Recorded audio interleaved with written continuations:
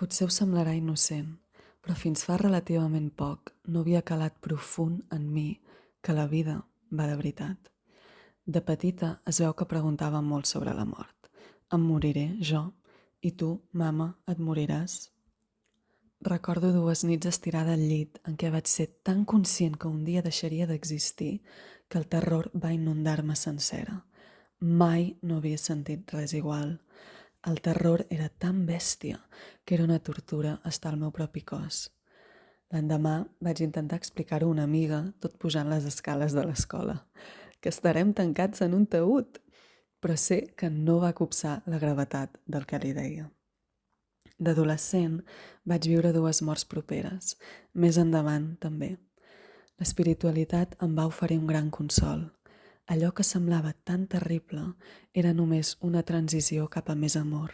Era com treure's l'abric després de l'hivern, per citar Elisabeth Kubler-Ross.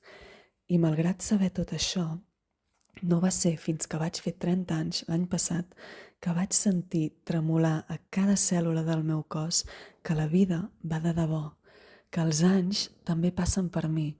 El meu cos canvia, envelleix, les persones que estimo emmalalteixen, algunes es moren, totes es moriran. Com podem viure en un món que et trenca el cor d'aquesta manera? Sé que és fent-nos amics de la mort que podem començar a viure de veritat, però em fa sentir terriblement vulnerable entendre de veritat com n'és de fràgil aquesta vida que tenim entre les mans.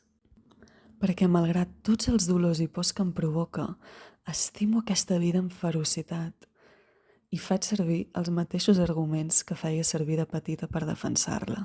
Sí, aniré directament al cor de Déu. Sí, em voldré quedar per sempre surant en l'immensitat de l'amor que sentiré.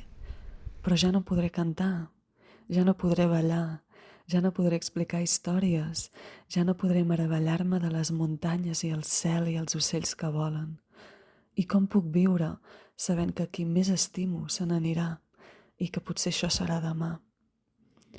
L'espiritualitat em dona molta pau.